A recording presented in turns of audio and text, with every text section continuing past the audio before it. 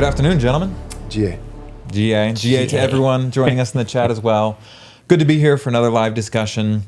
We're going to be talking about Am I Racist? Went ahead, we saw it last night. Really great movie, really enjoyed it. We'll talk about some key tenets of the film. But it sparked a really interesting discussion that we'll lead off with. Maybe you're seeing it tonight, you don't want any spoilers, so that'll come a little bit later in the episode. But it opens the can of worms of this idea of righteous deception. And this is not an idea that's novel. This is not the first time as Christians, as Protestants, we've had to think about, well, what is the place for lying and deception? Do they have a place? What about in different scenarios like war? And there's two individuals specifically really impactful, Denny Burke and then Andrew T. Walker.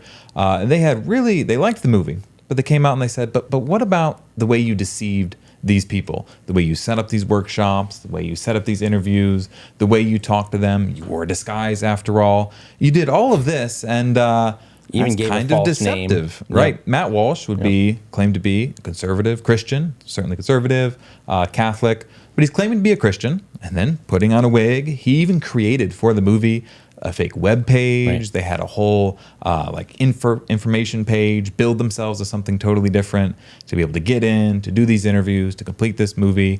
And so some Christians took, I wouldn't say, maybe offense would be the right word. To demonstrate, let's go ahead and just read this tweet. This is from Andrew T. Walker, and I think this is a good encapsulation of the argument against it. So he says this: I just saw Matt Walsh's Am I Racist? Entertaining and definitely illuminating on the absurd ideological struggle sessions our culture has gone through in our overcorrection on race. Still, much of the film was accomplished through deception. I'm not a fan of that tactic. Outside of legally declared war, take note of that, we'll get back to in a minute. Outside of legally declared war, deception is enormously difficult to justify, especially deceptions that do not involve immediate questions of life and death, or deceptions willfully brought about and not occurring as a result of somebody else's actions. Walsh is right to capture and name the absurdity. The method to do so is highly questionable. I'm going to quote you, Joel. I think it was a couple years ago. Here's the difference. You're at a picnic. You're sitting there with friends. You're having a meal and sharing it together. And you stand up, and you pull out a rifle, and you take a shot. Everyone at the picnic would say, what are you doing? Right. Why would you do that? We're trying to eat a lunch together. That's totally out of place. Here's the difference. If you truly are at a picnic or if you're being attacked. When you're at war, that's what justifies that action. To stand up, to do something violent, to employ different means. Are you actually at war? Is there actually stakes being had? Or are we truly at peace? That's really what it seems like the confusion, the difficulty, the back and forth about this is. Yeah, this is why the right never wins. And I hope by the grace of God that won't always be the case. I know that Christ wins, and because I'm post-millennial in my eschatology, I believe that Christ will win, not just despite a weak and losing, dying church in the bottom of the ninth, but I think Christ will win gradually and progressively throughout real human history in this gospel age, not despite a losing church, but actually through and with a victorious church. But that doesn't mean that conservatives and Christians win in our lifetime. That could be the long game. Now, we are working that we might, by God's grace, experience victory in our lifetimes, not so much for ourselves, but for the good of our children and our children's children, so that our children actually have an opportunity and a chance to experience blessing and security and prosperity in a reasonably free country like we did when we grew up. And so we're working towards all those things. We'll see what God in his mercy and sovereignty chooses to do. But the point remains, and the point is this. We are most certainly at war. We're absolutely at war. And the reason why conservatives historically have lost, and I went through that whole disclaimer to say, they don't always have to lose. That doesn't have to be our fate in perpetuity. But the reason why historically conservatives have lost, and why right now it doesn't look too great for the tide to change. It looks like we're going to, we're dead set on continuing to lose, at least in the short term, is because conservatives don't really want to win. Conservatives do not, they don't seize power. If they ever trip and fall accidentally into power, they still forego any rights of actually wielding said power.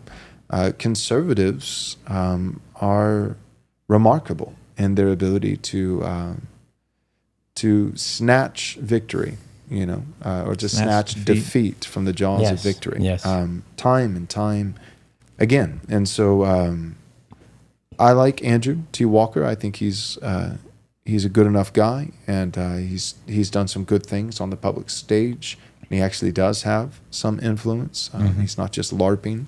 And so we do need institutions, and he's a company man. He's an institutional man. He's a Christian man. He's a Baptist man. And so I'm grateful for all those things, that he has connections. He has some institutional power, maybe not a ton, but he has some institutional power. And he's certainly an evangelical Baptist Christian. And he's, to even mention him in the same sentence as someone like David French or Russell Moore would be absolutely, talk about deception. That would be unfair. So just to pause too, friend-enemy distinction is so helpful here. We just want to be, so that's what I'm doing right now, is what Wes just said. Let the record state that Andrew Walker, I think, should rightfully fall into the friend category. So we consider him, not that he's a personal friend, I've never spoken to him, but I've seen his work, and I know guys who are close to him. And so we have adjacent, friends and allies who cross paths. He's one of the good guys. So all that being said, there's the bona fides, there's the disclaimer. That said, in this instance, Andrew T. Walker is NGMI. Dude's not going to make it. Yeah. What are you talking about? I like the film, but I don't like the tactics. You don't get the film without the tactics. Right. Yeah. And the tactics are 100% justified. They're chopping off the penises of boys and murdering babies. We are at war. Right. Seize power and crush your enemies. Nobody was made to say anything that they don't believe, and that they have not garnered over the last 4 years hundreds of thousands of dollars for themselves by peddling to the poorest of the poor and the most vulnerable and guilt-ridden members of all of society. Crush them for the good of your children, for the glory of God. Crush them. It is absolutely justified. And we just don't have time for loser conservatives. We don't have time for it. And furthermore, while I agree with you 100%, Joel, that's kind of the overarching issue. It was justified. There are biblical categories for justified deception and even lying, right? And so he said legally declared war. I think that doesn't cover all the biblical examples, because it doesn't cover the midwives in Egypt. There was no legal declaration of war, right? So they certainly were at a type of war. They were being I would agree with that, slaughtered. and that's the point. And that's the point. Exactly. So, Sorry to cut so you if off. you're You're asking saying for babies were being killed. There was Correct. no legal declaration of Correct. war on Egypt's part, but babies were being Correct. slaughtered. Yes. And in God's purview, that justified these midwives. Correct. And So my point is, do we have babies being slaughtered? the addition of the word legally declared war, I think, or officially, legally, I think is what he said, legally. seems to be an extra biblical category, right? Like the tweet could have been fine on its own, but without that legally, then he can't say that what Walsh was doing is not justified. Yeah. Furthermore, though, I mean, there's a difference between someone in that film saying to the producers, is this a Daily Wire production and will it make the left look dumb? And then the producer saying, no, it is not. And, hey, we're doing this documentary. We're going to be paying people to come in and do these workshops. You know, you want to sign up? Great. Maybe they don't know what it is altogether. That is not the same thing. And I would be surprised if any producer said an outright lie to them. Like they ask a direct question and then they lie to their face about it. That's not how it works. You sign waivers, you go in, you film, and then the footage gets used. And a lot of times when this happens, you get background actors or stand-ins or things like that. Like they have no control over what that footage gets used for ever. Right. Ever, right? You make an agreement to be paid for the footage, and then the movie maker, the producer, the studio takes that footage and they makes their movie. Right. That's And the this way has it works. happened the other way too. Like sometimes people come out and they say that the movie was made poorly and it reflected badly on me as an actor. Right. Well, tough bananas, guy. Like you signed the waiver. Yeah, this is what documentaries do Yes. all the time. And so, yeah, sure, they didn't think that it was going to be used in a mockumentary that's literally mocking them, although they are completely deserving of that mockery. But you're right. That is the procedure. And you saw they put the price tag of we're paying this so smart. this person $50,000. We're paying that person $15,000 and this person $30,000 and so everybody's getting paid their usual fee, which is outrageous, and then signing a waiver and giving permission for that footage, and nobody is being told. They're not being told what they have to say. Right. They're not being forced. Nobody's at gunpoint. Nobody's having their arm twisted. They're simply saying what they have been saying for 4 years, but now it's just getting shown to the public. That's all it is, and exposed for how ridiculous it actually is. There was a comment up there by, I think it was Peter Sawyer, but he basically said, I'm paraphrasing because the chat has kind of moved on a little bit, but Peter Sawyer said, what about missionaries who go to a foreign country where the U.S. and that country neither has declared legally war on the other, and so you're not at war. Maybe it's the Sudan or maybe whatever.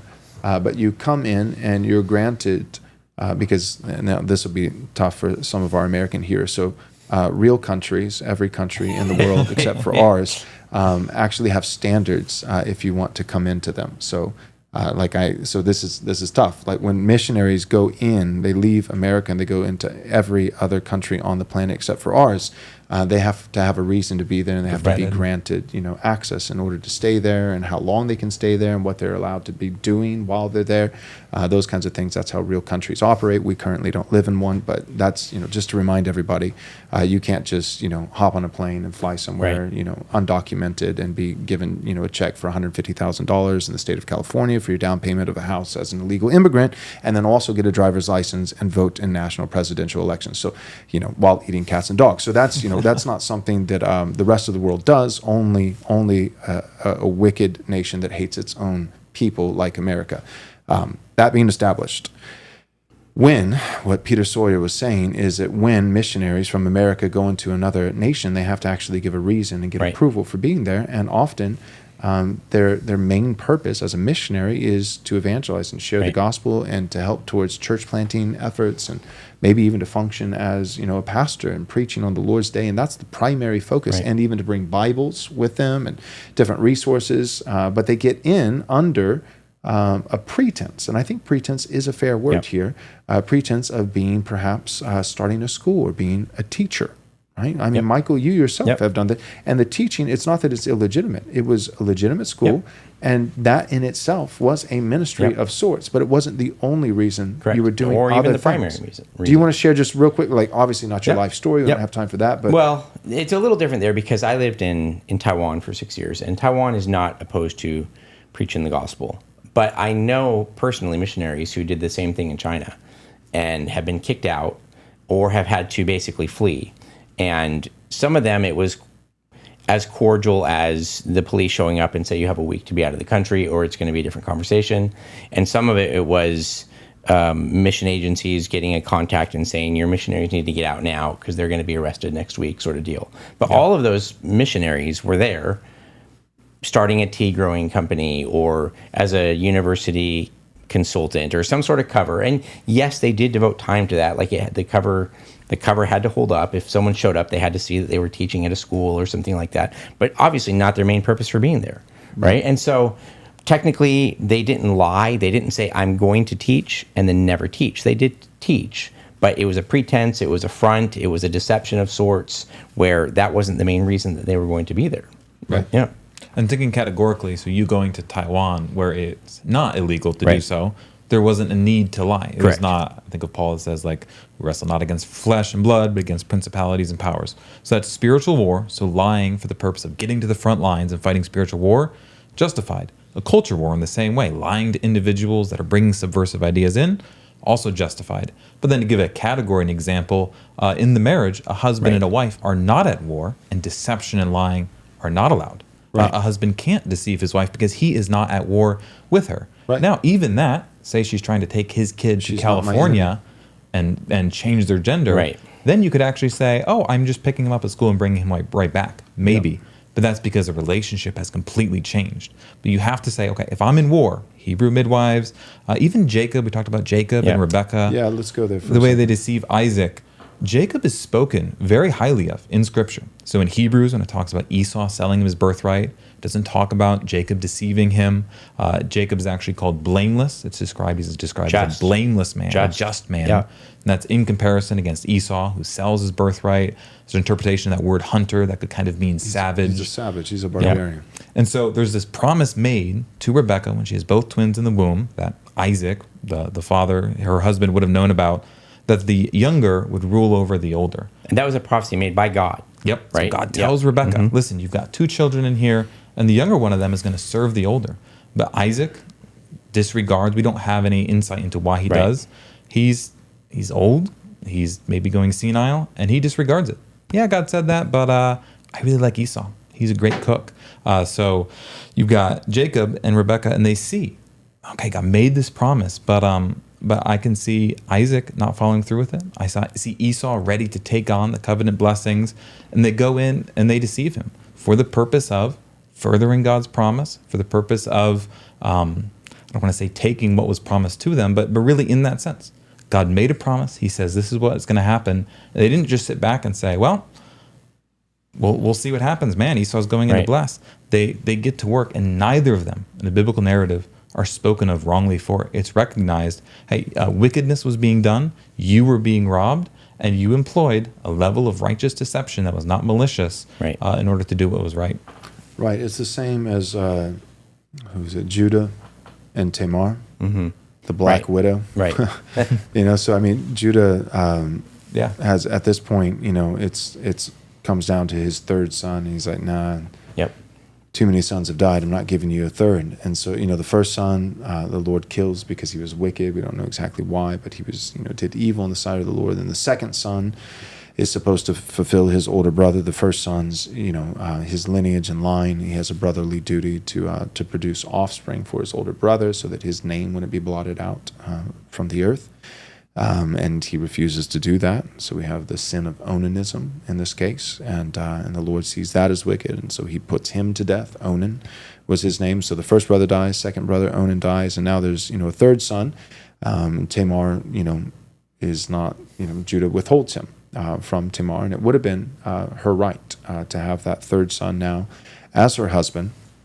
But instead, he puts her away. She has no way to provide for herself. Right. Nobody else is likely going to marry her for a number of cultural reasons, and so she's on her own for all intents and purposes, and she's been shunned and put out by Judah, and yet she comes up with a plan, and in this plan she covers her face, like basically like a full burqa, and covers her face, disguises her identity, and poses as a prostitute, and gets Judah to have sex with her, and then keeps his staff and seal as collateral, and until she can, basically he can pay for her, and then later on she puts that away, and the implications, some time goes by later on, it's she begins to show that she's pregnant, and Judah calls publicly for her execution, that she I think burned at the stake, I think is the particular death sentence that he pronounces on her. And then she says, well, before you put me to death, could you just identify, just so you know who the man is involved in this, because it wasn't just me, like it's, this is not like a Mary situation. It took 2 to tango. Right. This child was not conceived by the Holy Spirit. There's a father involved, and just so that we know who he is, he gave me this staff and this seal as collateral. Do you recognize this, Judah? And it's his. She's sharp, sharp gal. And so, anyways, he then says she is more righteous than I. And And she's absolved, and I don't think just in absolved in terms of moral culpability in the eyes of Judah, but more importantly in the eyes of God, right. that she's justified in doing so. And here's the point: one of the major things that justifies her is not just that Judah was he was worse, and so therefore you committing a sin and then being able to point to someone else committing a worse sin doesn't absolve you of your moral responsibility with the sin that you committed simply because somebody else did something that's worse. What's absolving her of moral guilt is that she knows that she has been entitled. And this is my interpretation, and it's not unique to me, because if it was, then it'd probably be wrong. But several other biblical scholars and theologians would adhere to this as well. She somehow has received word, it's not even that mysterious how. She knows that there would be a leader, a lion, the lion of the tribe of Judah, who would come through Judah's line, that the Messiah would come. How does she know? Because Jacob actually prophesies this over all of his sons before he dies. He gathers all his sons in Egypt. He's finally been carried to Egypt, reunites with Joseph, gives these last dying prophecies, and pulls his feet up into bed and breathes his last and goes to be with his fathers. And so he gives all these prophecies, but when he gets to the fourth son, Judah, because the first three had disqualified themselves, Judah gets the messianic promise. So there are really great promises for all of these children.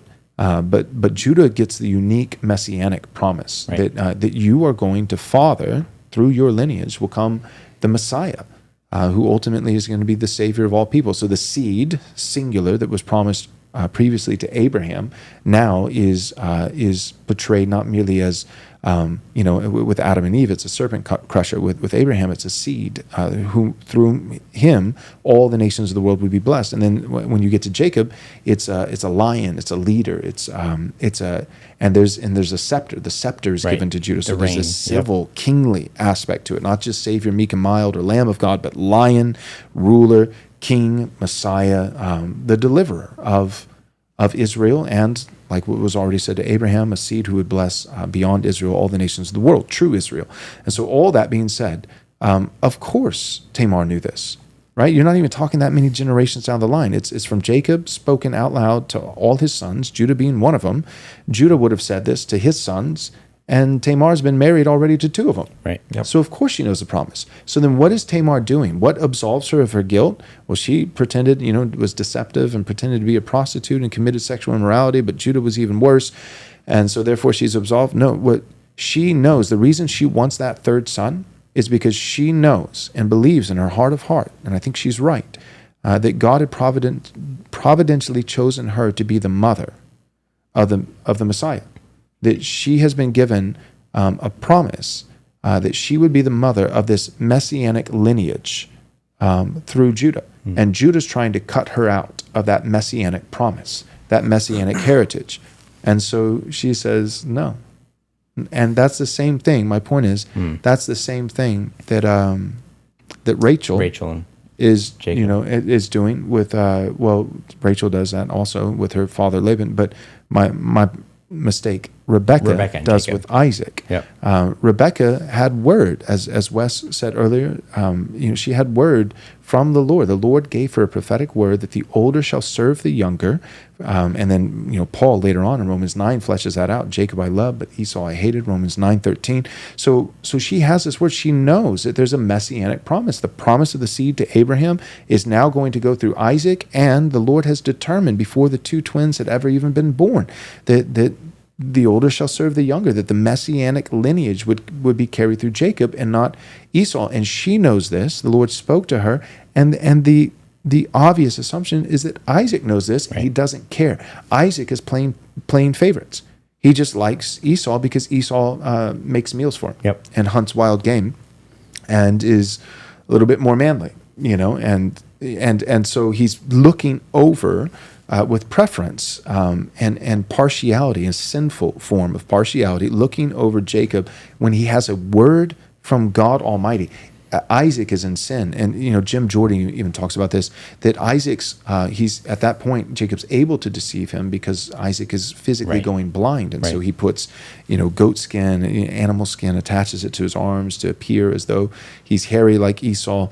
But the physical blindness that is intensifying on Isaac is indicative, it's symbolic, prophetically, of Isaac's spiritual blindness. That Isaac, as he's growing old, his heart, much like Solomon in many ways, Isaac's not the hero of the story, is my point. His heart is slowly turning from Yahweh.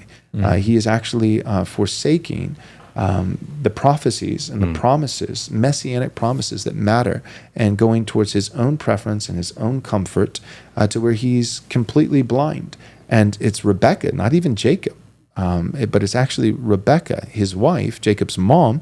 Honor thy father and mother, fifth commandment. Jacob's still in the home. He has not, for this reason, a man leaves his father's house. He's not yet married. He's a single young man. He's still in the home. And his mother is commanding him with messianic prophetic force, and saying, this is your prophecy. The Messiah is on the line. Isaac knows better. He's choosing to be blind. He's as spiritually hardened and blind as he is physically blind. And I am giving you instructions as your mother, and you need to obey me. Mother knows best. And Jacob says, yes, ma'am. There is no guile. There is no sin. So whether it's Tamar, or whether it's Jacob, or whether it's Rebekah, or whether it's Matt Walsh, not the same level, not the same level. But there's a lot on the line. There's a lot on the line, and there are times where it's okay to. Rahab would be another case. The midwives in Egypt. There's case after case after case, and it is permissible. Yep. In times of war, to righteous ends. Would be the point. Deception, righteous deception, in times of war, to ends that God has ordained. Either given, in that case of Rebekah, literally told, literally prophetically, but for us, the scriptures, how God has spoken. This is an end. This is good. Expose the unfruitful works of darkness. And you can utilize deception in times like that. All right. Well, let's go to our first commercial break, and then we'll come back. We'll talk a little bit more about this subject. If there's more to say. There might be more to say. But then we also have some announcements. We want to talk about our conference coming up. Many of you have probably seen on X at this point. We're going to talk about the film a little bit too. Yeah, we'll talk about talk about the film, some highlights from the film that we enjoyed. And then we'll also want to talk some shop, Right Response Ministry shop, and some things that are going on. Some of you have probably seen on X that there's some changes to the speaker lineup. Not that we didn't make these things happen, but we're not in charge. People have their own prerogative. And so Pastor Jeff Durbin of Apologia, who we love and think highly of, he decided to step out. So we'll get into a little bit of that, and some of our plans moving forward, and why he stepped out, and being charitable towards Apologia and Jeff Durbin. We have no animosity towards them, but giving you guys at least a little bit of the reasoning there, because I think you deserve to know, especially if you've already registered for the conference. Then I think you deserve to know why Jeff is not coming and why we're going to have to go a different direction. But that was his decision, just for the record, and we'll get into it a little bit more, but his decision, not ours. So, all right, here's our first commercial break. Are you a Christian struggling to find companies that align with your values and beliefs? Well, then Squirrelly Joe's has you covered for all your coffee needs. All of their coffee is hand-selected and roasted fresh every day by a family of fellow believers. Try them out, and you'll savor exceptional coffee while knowing that your investment supports a company committed to following God's teachings and upholding truth and righteousness, ensuring that your hard-earned money contributes to the growth of God's kingdom. Stop giving your hard-earned dollars to pagans who support evil. Right Response listeners have access to an exclusive deal. Your first bag of coffee is free. All you have to do is cover the shipping. So head on over to squirrellyjoes.com/right response. Again, that's squirrellyjoes.com/right response to claim your first free bag of coffee today. Visit thewordsoap.com today. Again, that's thewordsoap.com. Everyone needs soap, so wash yourself in the Word.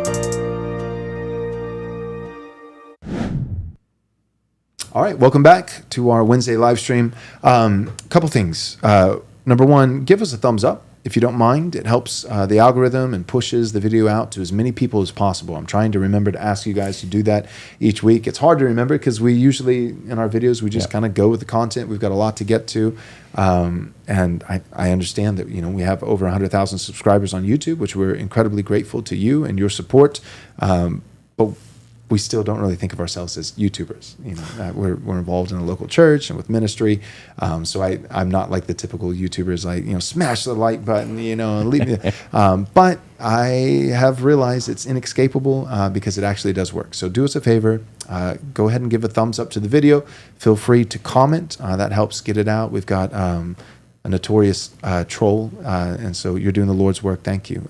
He's working hard with the stupidest, most asinine comments that maybe I've ever seen, nonstop. They're up there. American WASP with Dieter McBusiness. He's really stupid comments, but you're doing the Lord's work and triggering the algorithm and getting the content out. So thank you for that hard work. We appreciate it. Last thing is also.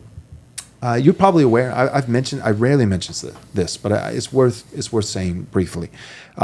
You're aware that you just saw some commercials. We have some sponsors, but we don't charge our sponsors very much. We're trying to partner with businesses that are Christian. In order to, we don't want to just get out a Christian message, but we also want to see Christian churches and Christian businesses and Christian schools and Christian families. And so when it comes to our budget with Right Response, we keep it as low as absolutely possible.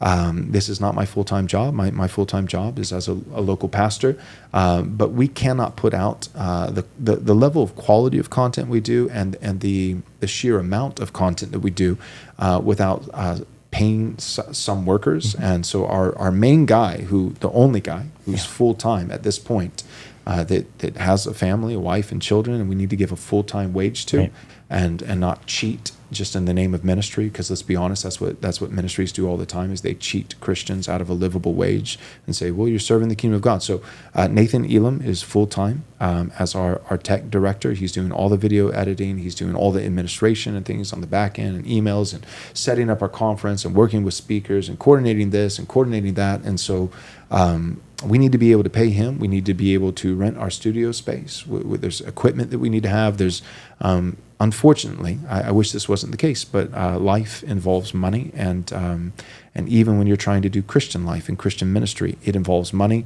And what I'm trying to say is that we do the sponsors because we're trying all of Christ for all of life. We're trying to expand the kingdom of God. At the end of the day, though, it's a drop in the bucket in terms of meeting our budget. We really only meet but we have some Patreon guys. We're so grateful for you. We're so grateful for you, but that doesn't really pay the bills either. Our Patreon is not our bread and butter. The sponsors and revenue that we get for ads is not our bread and butter. And then even with YouTube, I've said this before, but we could get more in terms of monetizing our videos through YouTube. But we monetize the YouTube ads, not our own, but YouTube ads.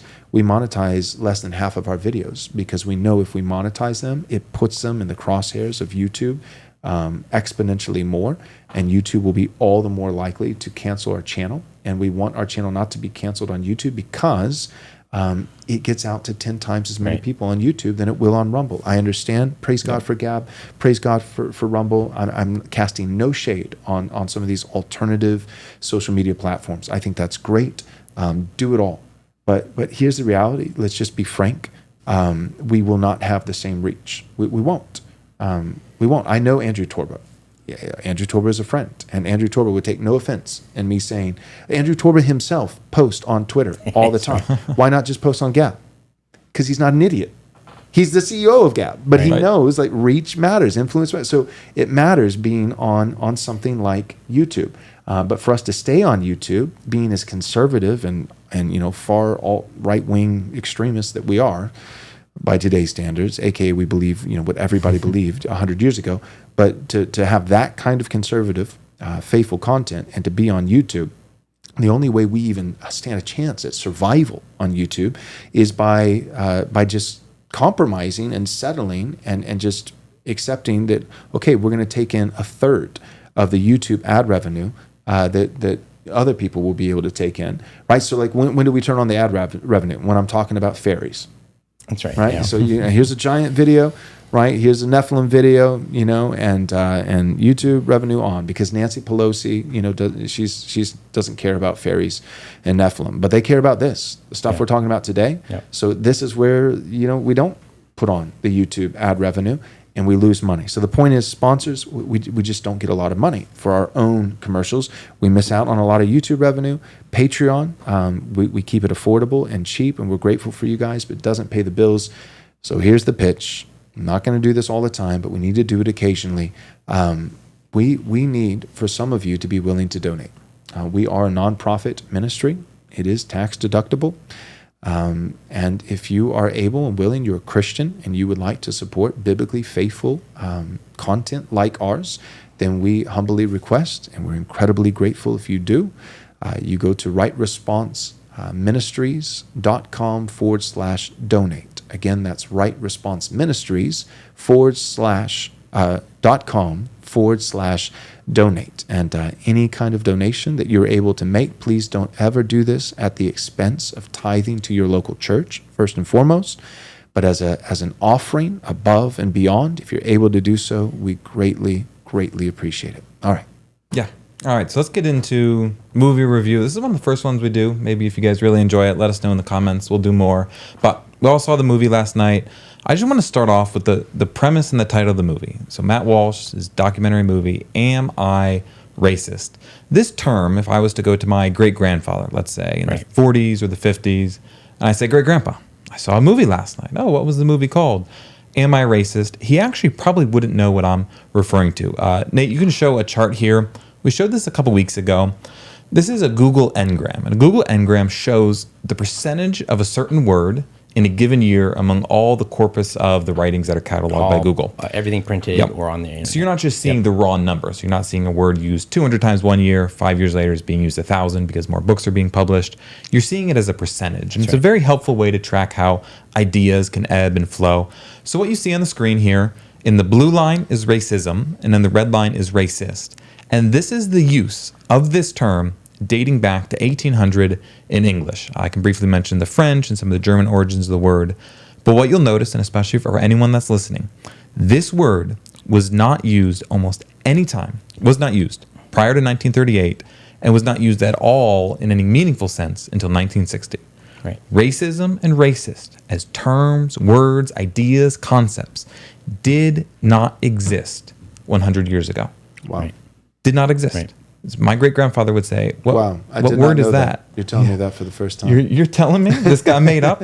And the origin, so it's a little bit in some French revolutionary literature in the late 1800s, but it's really in the 1930s. And it's incredible when you connect the dots. Magnus Hirschfeld writes, this is the man who did some of the first transgender surgeries.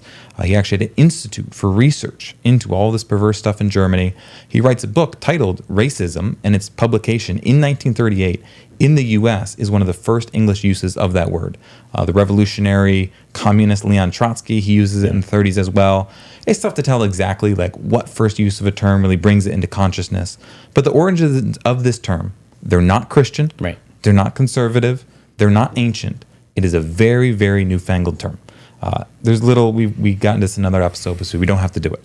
But the premise of the film, Am I Racist, is mostly dealing with an imaginary, recent, made-up term, often used to denigrate and make people, very specific people, white people, feel bad. So Matt Walsh goes undercover and asks that question, not a little duplicitously. Am I racist? So he goes to black activists and educators, to people that have written books on this topic and said, Am I racist? How do I undo my racism? And they make fools of themselves. We've got into it. You'll have to see the movie. I thought it was well done. I think he could have gone into some of the history. And the second half of What is a Woman, he does some of that. As he meets with some people that are really knowledgeable, and they walk through the origins of the term. I would like to see a little bit more of that, but it does an incredible job of pointing out just how foolish this whole thing is. And remember, and this last thing I'll say, your conservative, often reformed pastors, they were selling you these books, Robin DiAngelo's White Fragility. They were selling, hawking, peddling these books to you 29, 6 years ago. all the way up until 2018, and then I left because Acts 29 was woke and hates white people. And I mean, Matt Chandler, this document, Matt Chandler straight up said, I will bend over backwards to hire a less qualified black man as a pastor than a white man. Right. Just because. Right. So, so we left Acts 29 in 2018, but we were there for about 4 years. And I remember Racecraft, Leonce Crump was recommending from the stage in front of 1,000 pastors and their wives, recommending you should read Racecraft. And White Fragility was also recommended at Acts 29 conferences.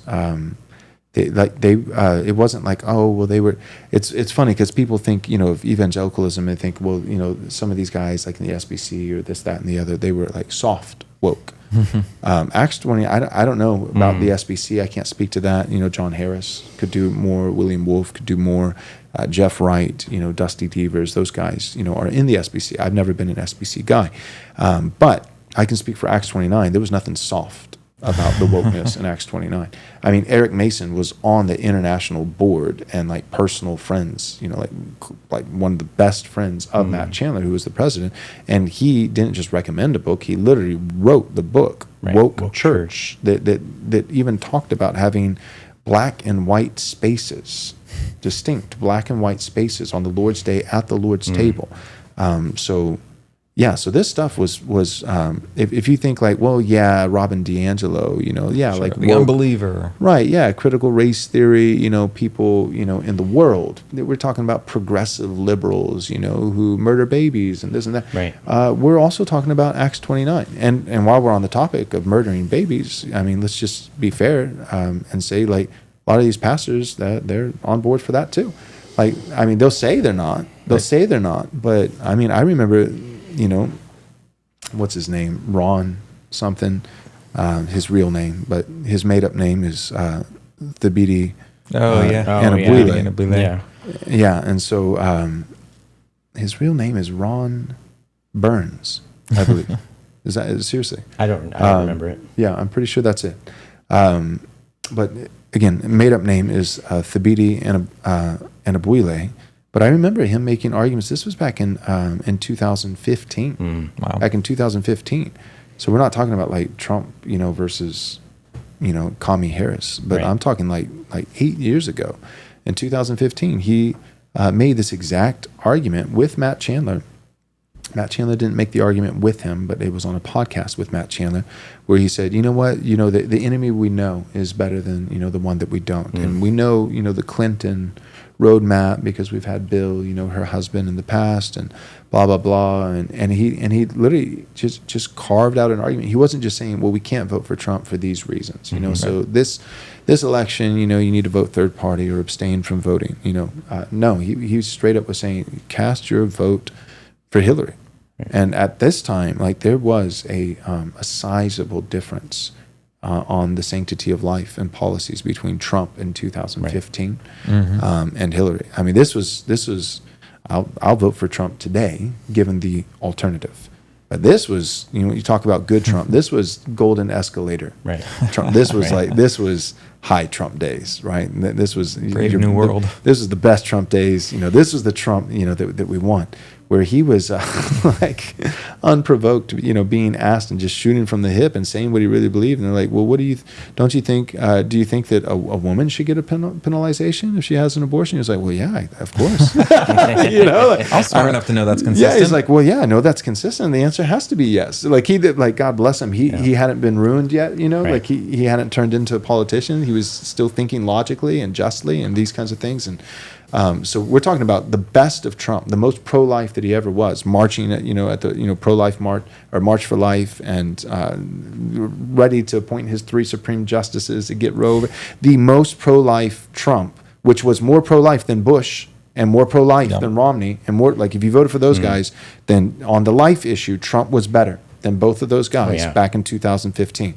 And you got Ron Burns, the Thabiti Anabwile, straight up saying not only don't vote for Trump, but vote for Hillary. And Hillary was He published a Gospel Coalition article Full-term. that said another pastor from his church, evangelical leaders tell us to vote for Clinton. Right. Saying, evangelical leaders, you need to go out there, tell your congregants this because it's so important.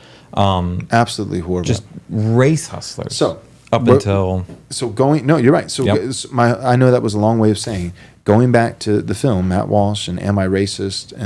And he's exposing these guys, but exposing Robin DiAngelo, is there any, if it was a spectrum and dots, along a line, would there be any space visible apart from a microscope between Jamar Tisby and Robin DiAngelo? And hasn't Jamar Tisby been platformed at Southern Seminary? I think. Yep. Less so recently, but when he came out earlier, they were singing his praises. Yep. This is going to be the great and praises from being sung also by Lig Duncan. Lig and Duncan. Yep. So who we're wrote talking, the foreword to Eric Mason's Woke Church book. Right. Like, it's a shame. I'll just say this. It is a shame, because I'll just be frank. The Daily Wire is, like, I remember when I used to think the Daily Wire was conservative. I'll say it like that. Right. Like when the Daily Wire does something, conservative, I'm like, that's cute, But here's the deal. I'm super grateful for them. I from time to time, I will pipe into Michael Knowles and Matt Walsh. I think they're the best of the Daily Wire. Yeah. And I'll just leave it at that. But here's the deal.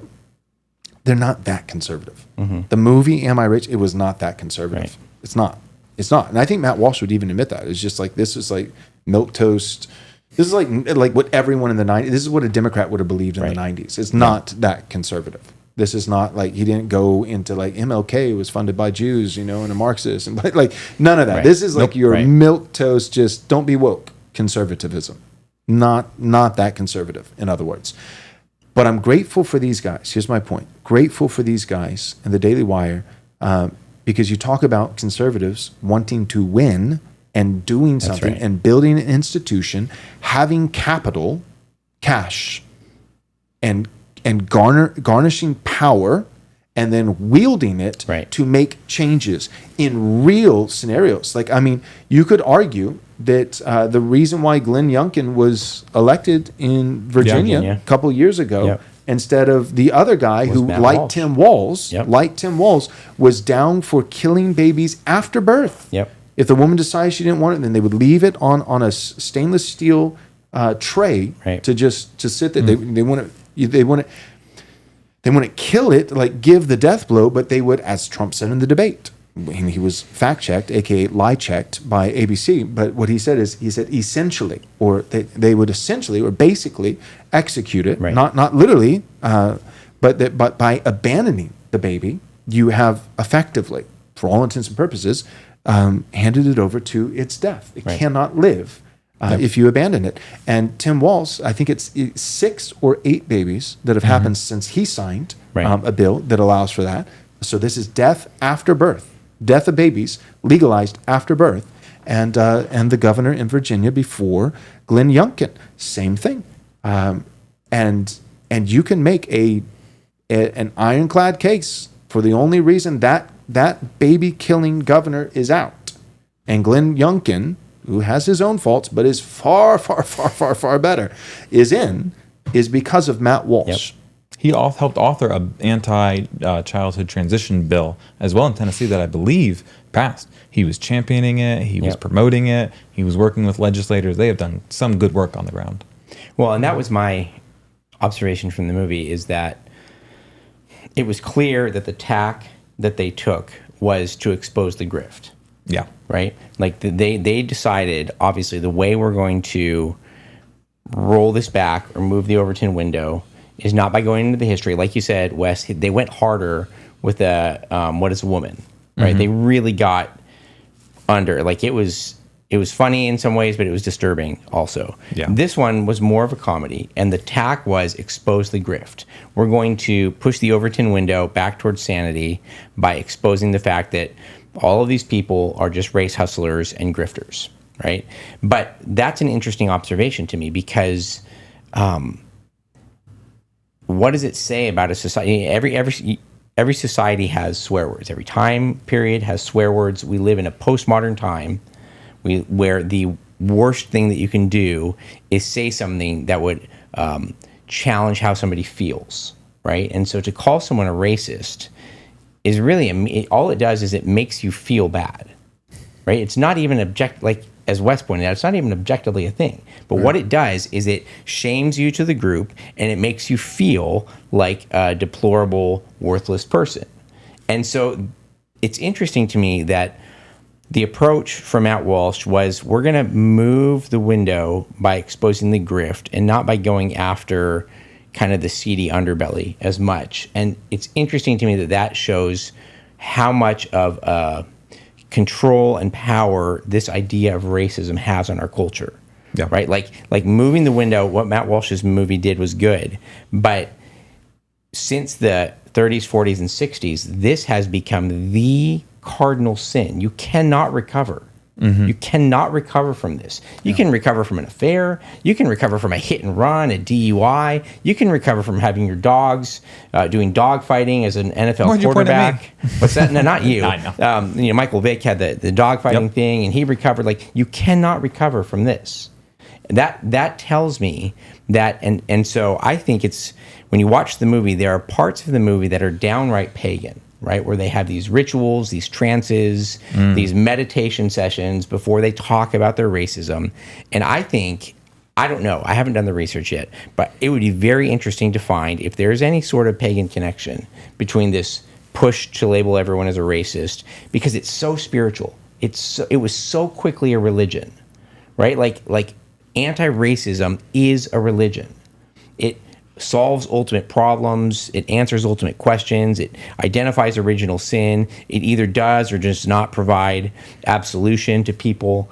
It is a religious system, and in the movie we saw people meditating and contemplating, even getting emotional, crying, and ceremonies, as it were. Like, I can't think of a religion that's developed faster. Right. I mean, 1960s to now, 65 years, something like that. Like, it's incredible. Yeah. It's incredible. So I think, all that to say, I think it's interesting that the tack was to expose the grift, and I bet Matt Walsh would say there's a lot more work to do here. Yep, I agree. Quick question just to poll the chat, because we're live right now, so you guys are able to interact with us, and we'd love to get to some of your questions if you have any. But if you guys could help me out, now, if you've been following the channel for a while, you know our thoughts on democracy. Maybe some pros and cons, primarily cons. A wise, I believe he's an imam within the Muslim religion. But I think he was wise on this point. He once said that democracy is it's government for the people, by the people, of the people. But the people are retarded. So democracy is actually government for the retarded, by the retarded, and of the retarded. And I think he nailed it. But despite all the faults of democracy, and certainly our founders were no fans of a raw democracy, which is why they didn't set one up. They set up a republic instead.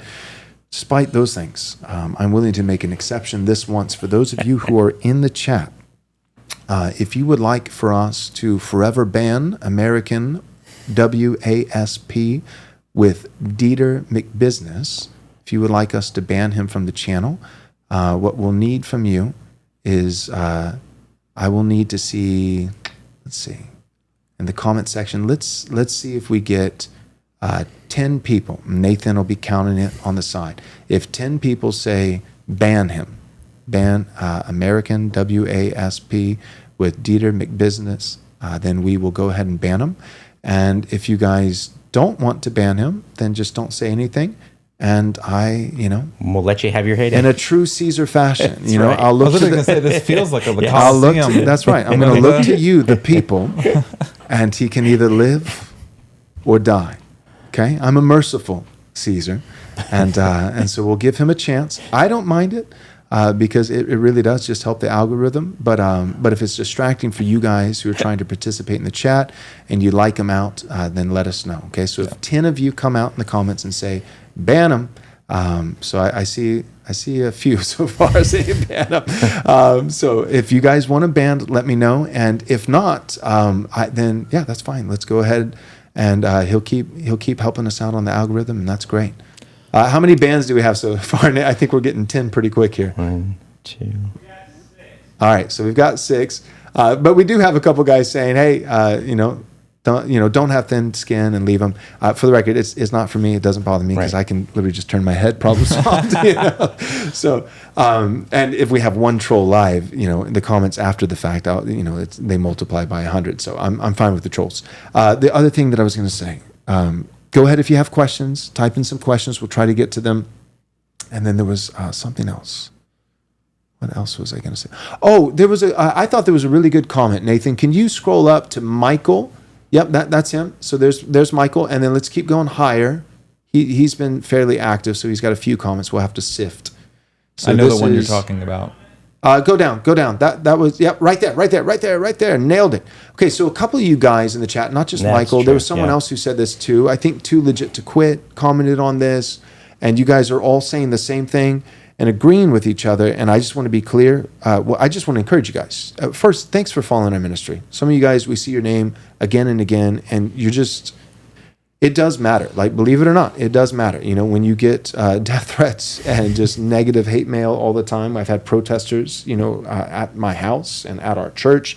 And so you guys who are actually supportive, it means the world. And if you could, please pray. Pray for my family, for their safety. Pray for the ministry, that God would use it for his glory, and pray for me that we wouldn't back down, and that he would help us to be wise, to be faithful, to be truthful, to be courageous, and to not compromise and give in. So that's first and foremost. Thank you guys, Michael, and Too Legit to Quit, and other Peter guys. Sawyer. Peter Sawyer, a lot of guys who've just very encouraging. Thank you. So now reading Michael's comment, a lot of you guys have made this same kind of point, and you're right. I just want to encourage you, one, for following the channel and supporting us, but two, I want to encourage you, I think you're right on the money. So this is what Michael said. Conservative Inc., right? Big con. Conservative Inc., and that is a thing. You're right, Michael, so you're already right. Will only push back on issues that have been settled for at least 5 years as mainstream thought. And you're right. And I don't think that we, for the record, we've already said it. I'll say it once more. Praise God for Matt Walsh. Yeah. Yeah. So we're not here. This episode is not to disparage him. Grateful for Matt Walsh and what he did. But you are right.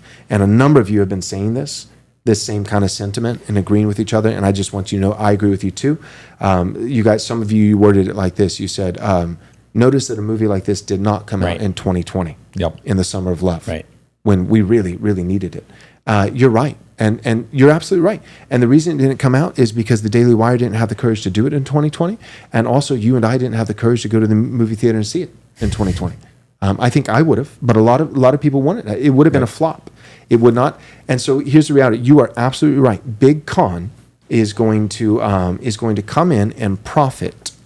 Conservative Inc. is going to come in, I mean, quite literally, financially profit on battles that still need to be fought. It's not pointless. Okay, I'll get to one other group. Spoiler alert, evangelical church. That's absolutely worthless. Okay, but first, like, talking about the guys who are cowardly and late, but still, the dragon still has some life in him. He's still breathing some fire. He's still wreaking some havoc, and it's worth having the reinforcements. The troops come in to go ahead and finish the job. Big Con, I categorize Big Con like that. Yeah. So 5 years too late. That's true. Once, like I remember when I was pastoring in San Diego, all the Marines would wear shirts. They said, "Marines, making things safe for the Army." And it's like, so Big Con is like the Army, for all of you guys who serve in the Army. Thank you for your service. I'm sorry, but it's a funny joke. I don't actually feel this way about the Army, but the point is the Marines, they would poke fun at the Army and say, like, we go in first, right? On guerrilla warfare, on the ground, and make things and safe, and so the battle's not done, but a lot of it kind of, like we've now got a chance, and we've already captured, an HQ and set up this and now, it's safe for the Army to come in. There's still a fight to be fought. And we do really need the reinforcements to actually chop off the head of that dragon. But the dragon we've already chopped off half of one of its wings, and we've already defanged one of its claws, and we've already, and the dragon is going, a lot slower than it was moving, a little bit earlier, because we stabbed it in the side a few times with a couple swords, and now, now that the Marines have done that, the Army comes in. Same thing with, the Army in this analogy would be likened to Big Con, Conservative Inc. And again, I know this is a little shameless. I don't do this often. For you guys who follow the channel, you know, as God is my witness, and you can bear witness as well. I'm not trying to constantly sing our own praises or plug our own stuff. But one of the reasons why ministries like ours matter is because we're like the Marines. We go in 3, 4, 5 years before Daily Wire says it and start pushing the ball. And that the Overton window, it's like, wow, the Overton window is moving so fast. Not by itself. Right. Like, I mean, guys, let's just be honest for a second. I feel like the Apostle Paul would say, I must be out of my mind to speak like this. Yeah. But indulge a little fool's talk. I've been shipwrecked 3 times, this many death threats, and this, like, and guys, like, and we're not the only ones by far, and we're not even the earliest, right. but we definitely showed up before Big Con. But that said, like guys like A.D. Robles, guys like John Harris, guys like I Right listened Response to you Ministry. in 2019. I remember you preaching through 1 Timothy. It's funny you even said like critical race theory means if you're a black woman, you'll pretty much be president of the United States. This is 5 years ago. I said And that you in were saying, 2019. hey, be aware. This is what's coming into our And church. I lost a third of my church. Right. Yep. And arguably, what happened in 2019 by losing a third of my church is what set the stage Right. for a division that eventually happened with my elders, which by God's grace we've reconciled, and I love praise those God. men. But the point is, I'm actually get to go and preach this weekend, and I'm so excited to see them. But a lot of pain came out of a season of losing almost half our church. And why? Because I was saying, and like you can go back and watch, it was tame. This was not like, oh, Joel's unhinged, but everybody thought it was. Right. And I got, accused by people who left the church as being quarrelsome and being harsh and not qualified to be an elder and all this. And I was saying stuff that was so tame. And those same people are probably now watching Am I Racist in theaters with Matt Right. Walsh, my doppelganger, just so happens, in God's comical providence, and laughing. Right. And thinking, oh, it's perfectly acceptable to say these things now. And all I'd like to say is, you're welcome. You're welcome. If it wasn't for not only me, but guys like us, guys like John Harris, guys like A.D. Robles, like if it wasn't for these guys, the Overton window is shifting rapidly. But it's not shifting by itself. Right. Somebody has to push it. Yep. And a few brave individuals will get even outside of the Overton window where you're constantly being firebombed. You've got knives sticking out of your back because someone's pushing from the inside. They're getting criticism. But on the outside, you're getting blasted. But you know what really moves the Overton window? When you got half the team pushing from the inside and you got the Marines, that's the Army, on the inside. Then you got the Marines on the outside pulling it. Yeah. You can move the Overton pretty quick if you push. You can move it really quick if you pull. And a few guys have been willing to do that. That's what sets the stage for 5 years later, as Michael was saying in the comments, for Big Con to come, like the Army, after the Marines have made it safe, and then finish the job. And then the last organization that I hinted at earlier, kind of a little foreshadowing, the final institution that comes into the fray, Big Con comes 5 years late, and the Evangelical Church of America comes 15 years too late. Right. 15, I would argue 15 to 50 years too late. Once the dragon is not only weakened, but it's dead, rotted, and decaying, and all that's left is a little bit of carcass and mainly bones. And then they take, plastic swords, and they cosplay and pretend to, rattle down the bones of the rib cage. We're fighting the dragon. Meanwhile, the next living, breathing dragon, right? We're fighting the fascists, which don't exist. Right. You mean the 14 follower Anon accounts? What about communists who are actually Congress members? Or I don't know, like the communist who's currently running for president of the United States. That's Right? So there are living dragons with real institutional power. You're not fighting those. But you'll fight the dragons that have already been slain. And it is, I must be out of my mind to speak like this, but humor and entertain a little fool's talk here from a guy who lost a third of his church for taking some of these risks back in 2019 before it was cool. You don't get change unless Big Con, the Army, comes in and gives the death blow once the Marines have already made it safe. And Big Con doesn't come in unless John Harris and A.D. Robles and Joel Webb and other guys like that 5 years prior were willing to lose, not make a profit in the theater for a theatrical release, but lose jobs, lose churches, lose influence, lose friends before anybody was fighting the dragon, standing there, 3 little dudes by themselves fighting like a giant mountain dragon with no one else. That's how this thing happens. And then again, the evangelical church comes 15 to 50 years late. And actually, not only is it embarrassing, but it's sadly far worse than that. It's sinister and malicious and intentional, because what they do is they actually will fight the dragon late, and they only even start fighting the dragon late once the new dragon that's alive and a threat appears, and they only fight the dead dragon late to distract others from fighting the living dragon, because they're actually in the coffers, in the back pockets of the living dragon, profiting off of it, like Thabiti and Abuya, like Russell Moore, like David French, like Francis Collins, and there you have it. So it's courageous men, then Big Con, then way later, the evangelical church. So, Michael, you could not possibly be more right in your comment. Anything you guys want to add before we go to our last commercial break? Then we'll come back, we'll take questions, and we'll talk about apology and Jeff Durbin, the conference. I'll just add, we talked about being at war and deception. You can say, well, why does this matter as much? Like, I get gender theory, what is a woman? I see the destruction there. But racism, like, okay, people get branded with this word, it's not true of them. Can't you just shrug it off? And if you watch the movie, this was sad, one of the workshops, a facilitator, she said, what comes to mind when you hear the word white? And there were people there that were white, and they said... James White. Not James White in this case. Not what comes to my mind, but in the movie. So she said, what comes to mind when I say the word white? So it'd be like a black workshop facilitator. There's white people that would be like, I cringe. I'm ashamed. I want to get rid of my whiteness. Right. And white as an identity, it's a little too broad. I would prefer European, Anglo, Protestant, Christian, Western. But those are people, white kind of serves as a catch-all bucket. They're ashamed of their heritage. There's one commandment that's associated with blessing, and it's honor to father and to mother, that it may go well with you. And these are people not honoring their fathers. They have benefited.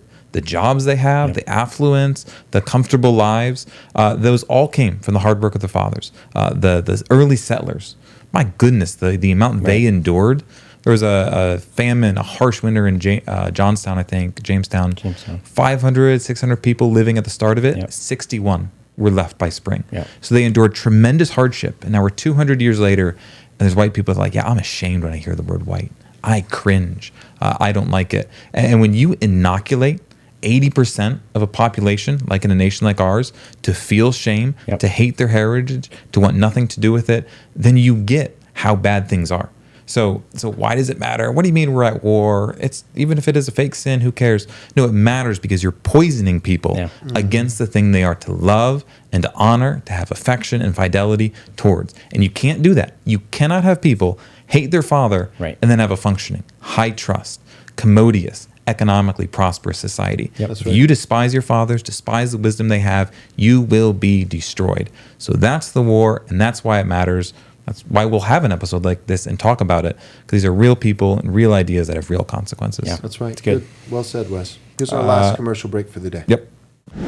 You have heard it said that cash is king. Well, our sponsor, Private Family Banking, wants you to know that cash flow is the key to building wealth. The partners at Private Family Banking are experts at teaching you how to implement a new way of thinking about money. This powerful and innovative approach provides a fail-safe method for redirecting the cash flow you already have into a privatized banking system that you now own and control. This new system places you and your family on the wealth curve for continuously compounding tax-protected gains now and unto future generations. You may also be familiar with the age-old wisdom that the best time to plant a tree for shade was 10 years ago, but the second best time is today. So, start your journey of building your financial legacy right now. The sooner you start, the better. Let a Private Family Banking partner help you put post-mill talk into post-mill action. Contact them today by emailing banking@privatefamilybanking.com. Again, that's banking@privatefamilybanking.com, and request a free step-by-step wealth building plan that will be the game changer that you have been looking for. Lastly, a complimentary discovery call can be scheduled by using the link in this episode's show notes. America is a country that was founded for the purpose of allowing Christians to do their duty before God and not to have their consciences ruled by the doctrines and commandments of men. Reece Fund exists in order to see the 10 Commandments properly applied, not just as a plaque on the wall, but to actually be used in business as though they're commandments from God that we're supposed to obey. Our goal is to find businesses and to buy them and to build them up. We want to find manufacturing businesses and use them to make sure that we can maintain our capacity to do things here. Reece Fund, Christian capital, boldly deployed. All right, we are back. So let's start with the conference. Okay, so if you're not registered already, we'd love for you to join us. Right Response Conference. Don't do Right Response Ministries in this case. Type in rightresponseconference.com. Rightresponseconference.com. Real quick, Nate, do we have a promo code? I'm just like Caesar, live or die with the banning thing, the thumbs up that we did earlier. And I'm feeling generous. Do we have a promo that we can give? Anything already on the books? We don't have to make one up. We could use Dace when I went on Steve Dace's show last month, if that's still active. Christ is King is a $10 discount. So, so go to rightresponseconference.com and then in the promo code, type in Christ is King as one word. As one word, and it could be all caps or it could be all lowercase. Christ is King, and go ahead and get $10 off. And we may do a deeper discount in the future at random. Usually those get announced, though. If you just follow us on YouTube, you might miss them because sometimes we'll do like a super deep discount for like 24 hours on Twitter, in the spirit of the timeliness matters because it's usually correlated with someone just said something stupid and they need to be made to feel promo code right. Owen Strong. Right, and you put their name as the promo code because they said something stupid and they need to be by the grace of God made to feel stupid, and so you do that. And so if you want the best discounts imaginable, you need to be spending 14 hours a day on Twitter and hoping that Big Eva or Mid Eva says something stupid because that's going to get you your best chance of Joel being real generous and using their name as a promo code. So all that being said, so with Jeff Durbin, so Jeff emailed me. He wrote up an email. He sent it to Christine, who's his assistant at Apologia, and she sent it up to me. And he was very encouraging. So I have nothing negative to say about Jeff Durbin. And let me just be frank: if I did have something negative to say about Jeff Durbin, I wouldn't say it. Mm-hmm. Jeff Durbin would have to, if he spent the next 18 months, like just publicly counter signaling Right Response Ministries and my friends, like John Harris and A.D. Robles and Dusty Devers and Brian Sauvé and Eric then eventually, I would probably push back. I tried to push back privately first, but then eventually I would publicly push back, and eventually I would have something negative to say, because that matters. If you're publicly going against my friends. And not just because they're my friends, but I'm friends with them because I think they're righteous men doing good work, doing the Lord's work. But that's not the case, okay? So let me make that clear. That's not the case, at least as of now. I do not put Jeff Durbin, and I don't think you should either, right? I'm trying to... Some young men follow me, and I'm not going to sit here and disparage you. You've already received enough of that. So that's why you follow me. So I'm not going to disparage you. But I'm also not going to disparage Jeff. And so I am going to encourage you, not disparage you in a demeaning way. Because when I say young men, we're talking about a lot of these guys. They're 30 years old. They have a wife and 4 children and own a small business. Like it angers me when I see it on Twitter. Pastors saying, "You young bucks who don't like." So you're talking to fathers and husbands and business owners who go to confessional churches every Lord's Day, taking I understand you don't like their rhetoric and their methodology in terms of tactics and tone on Twitter, but you don't get to talk to them as though they're 9 years old. You just don't, because they're not 9 years old. These are grown men. So you grown men, who follow this ministry. I'm not going to disparage you. Thank you for your support. You get enough disparagement. But I'm also not going to disparage Jeff Durbin. I will encourage you. I don't want you to put Jeff Durbin in the NGMI category. If you would be willing, this is my request to you, Right Response followers, if you would be willing, as Trump once said, stand down and stand by. Twitter boys, Anon boys, stand down and stand by. If the time comes, then the time comes. But I don't think we're there yet. And some of you, I saw some of you in the comments saying, AD Robles, it's Joel's conference, and AD seems more upset than Joel. Well, one, AD is on our board, and so he cares. He's involved. He's not paid. He doesn't have like some financial interest, but AD is a faithful board member. And he loves our ministry, and he's a friend.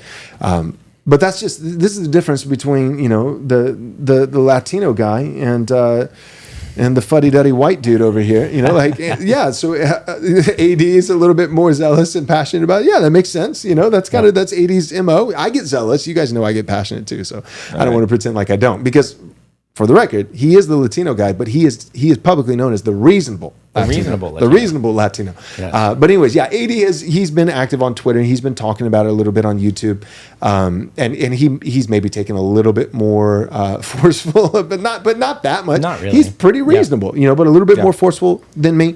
But as it pertains to me, Joel speaks for Joel. That's all I have the authority to speak for.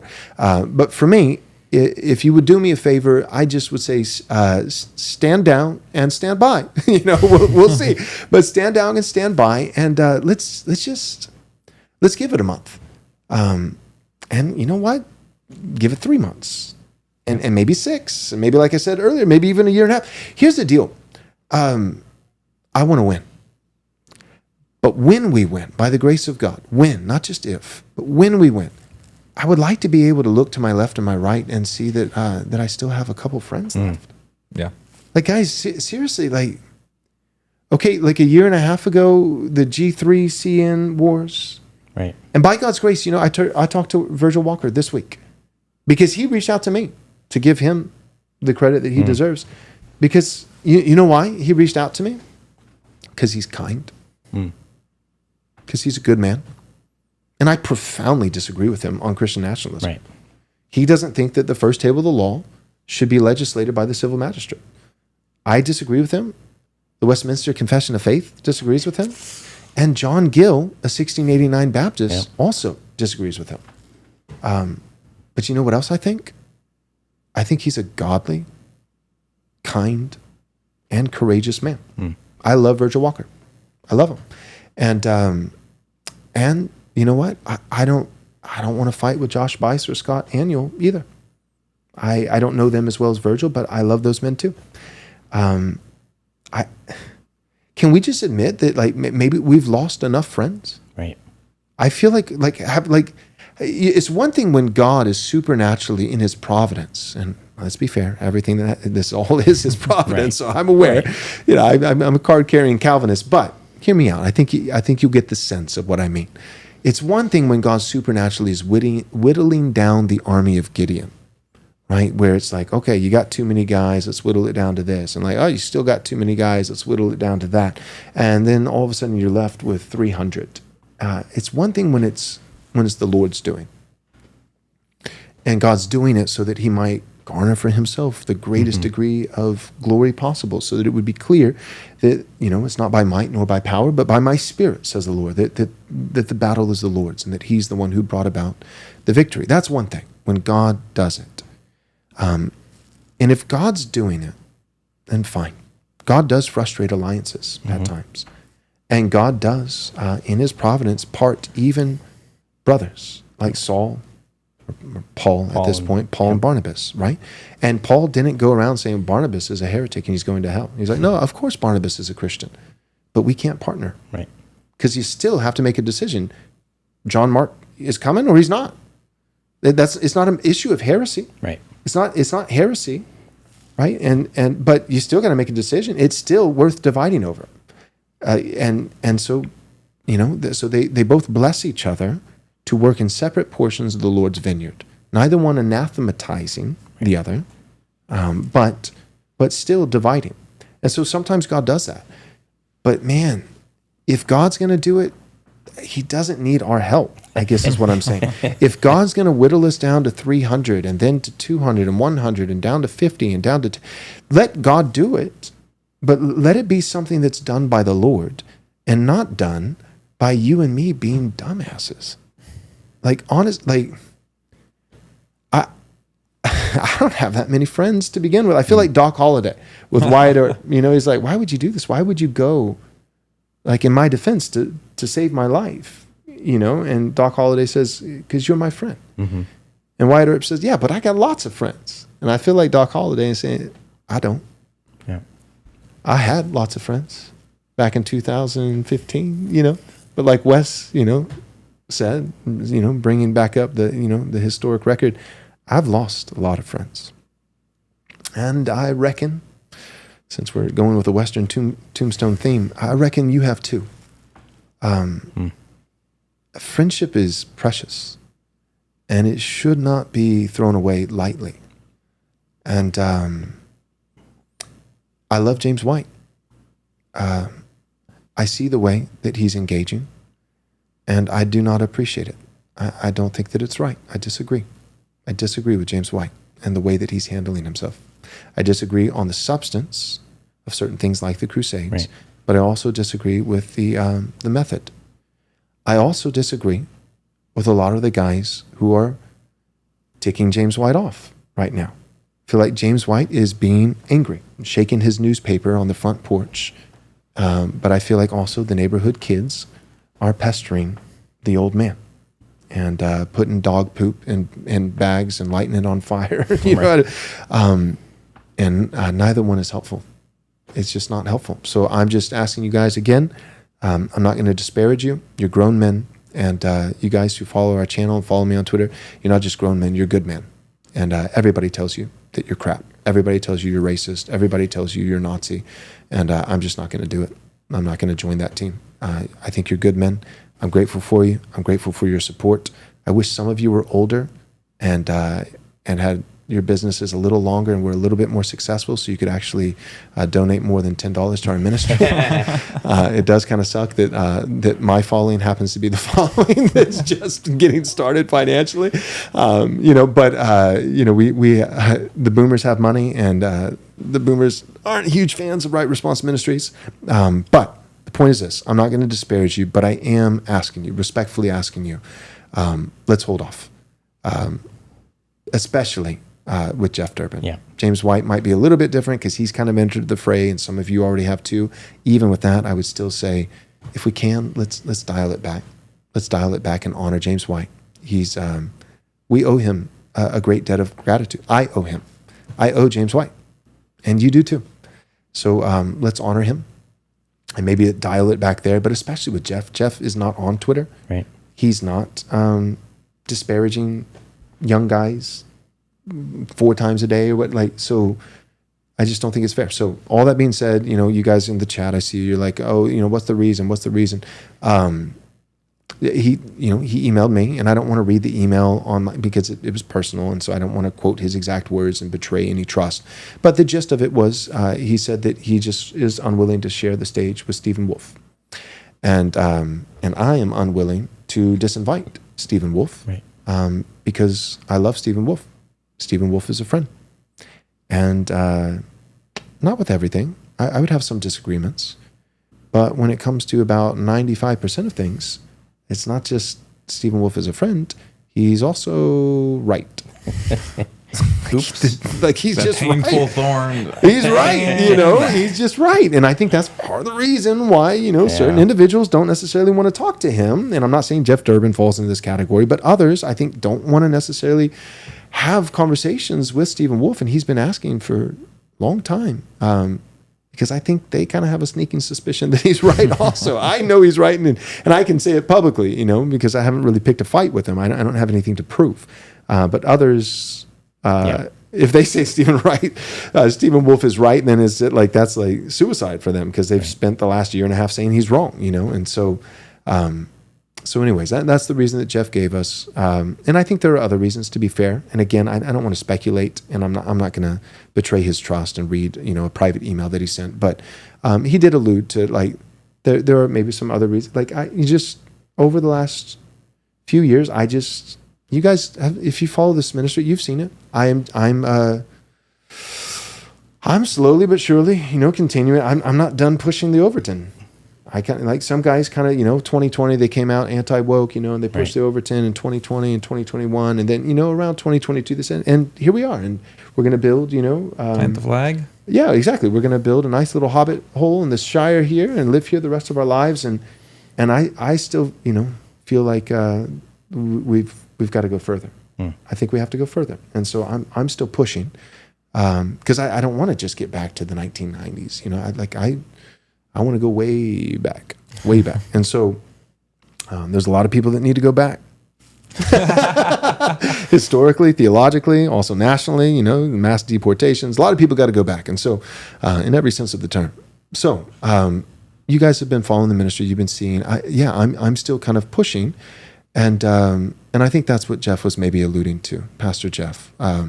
Is, number one, the main reason is he just doesn't feel comfortable sharing the stage with Stephen Wolfe. And to be honest, I don't think it's because Jeff is scared or Jeff wouldn't have the talk. Maybe he would be the one guy who would have the talk. The main reason that Jeff isn't going to share the stage with Stephen Wolfe is because Stephen Wolfe and James White have been going at it like cats and dogs for a couple months now, publicly on X.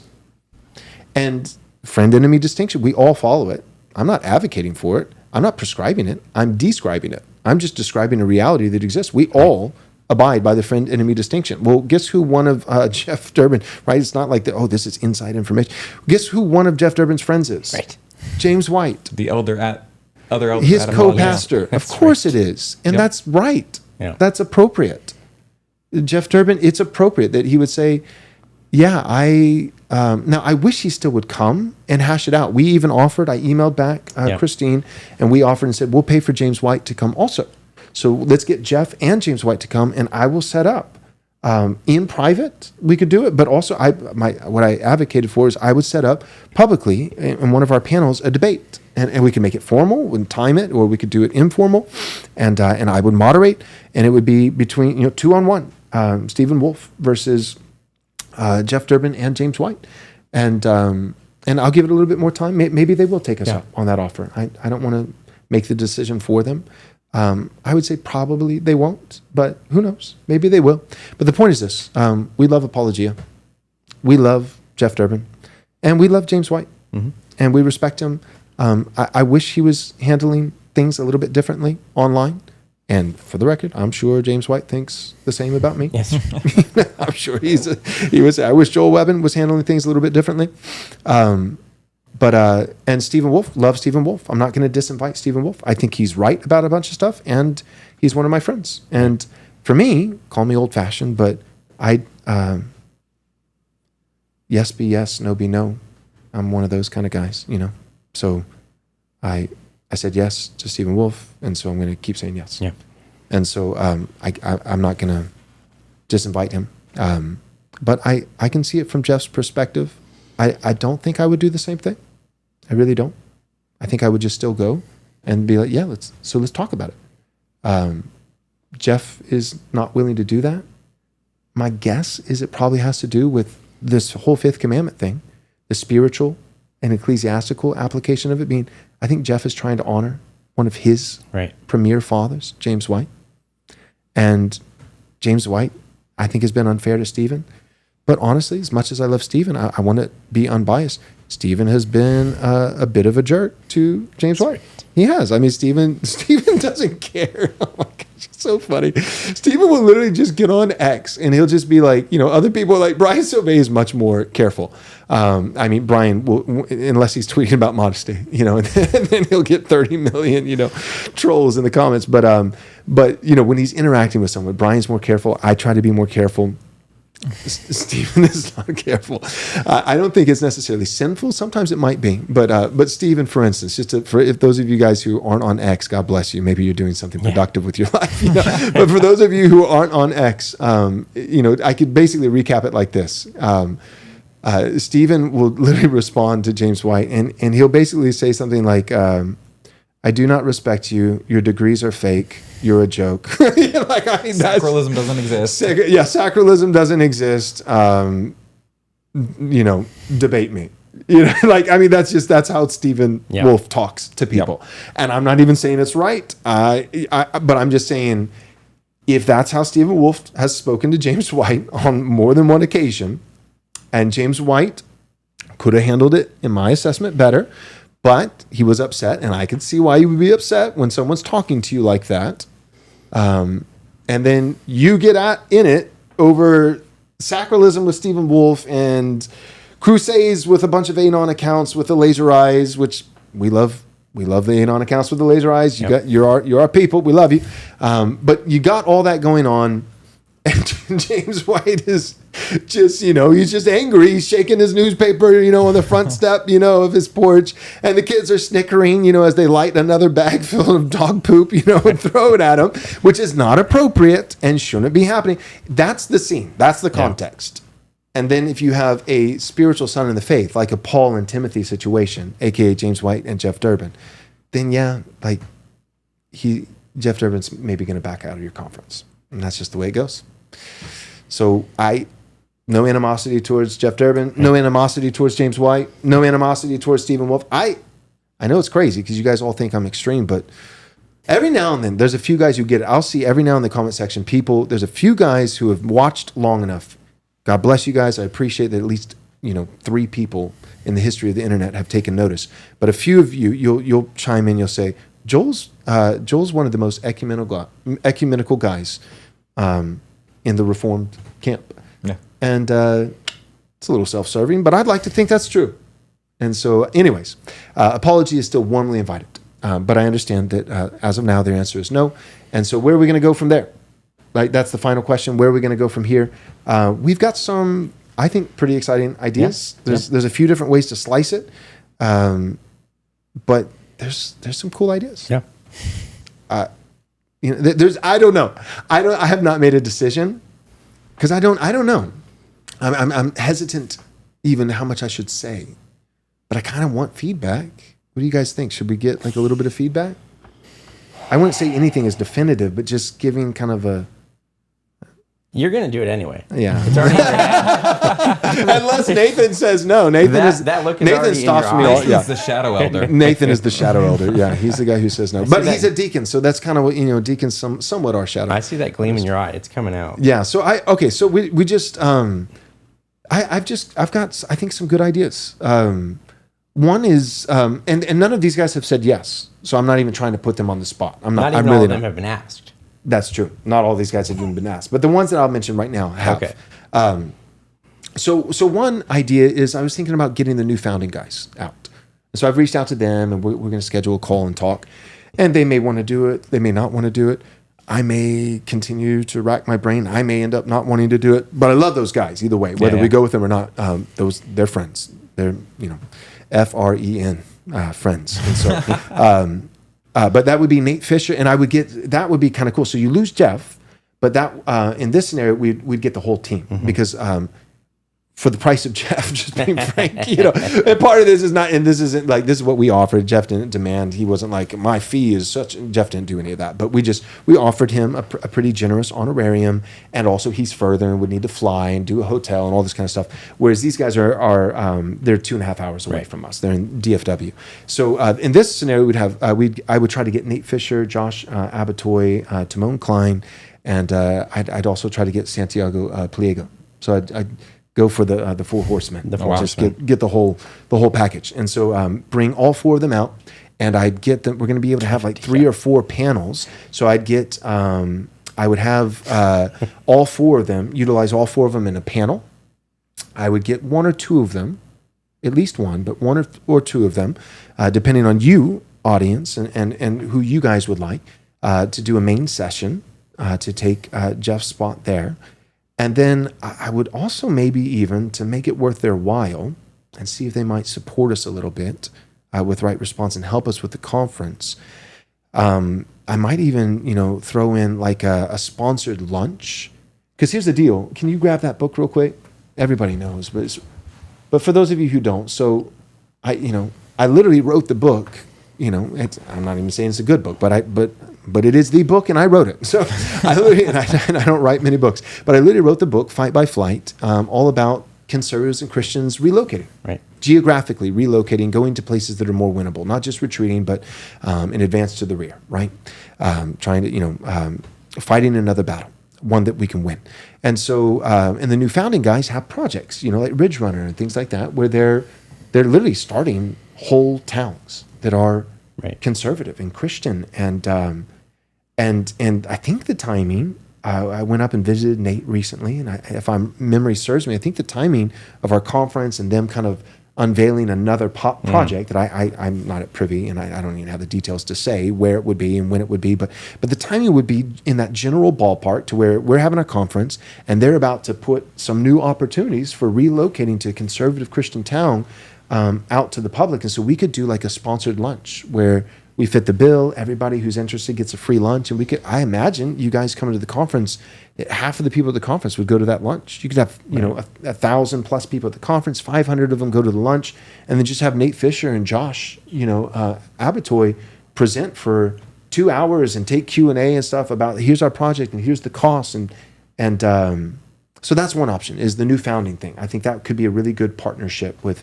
They're very like-minded. Right. So like Harris and like A.D. Robles and like Stephen Wolf and like Ogden. I would say our closest allies are probably the Ogden boys. They're the guys that I make up random excuses to fly to Ogden to go visit them like multiple times a year. So they're probably the closest allies. But New Founding would be we're closely aligned, and they're doing great stuff. And so that's one option.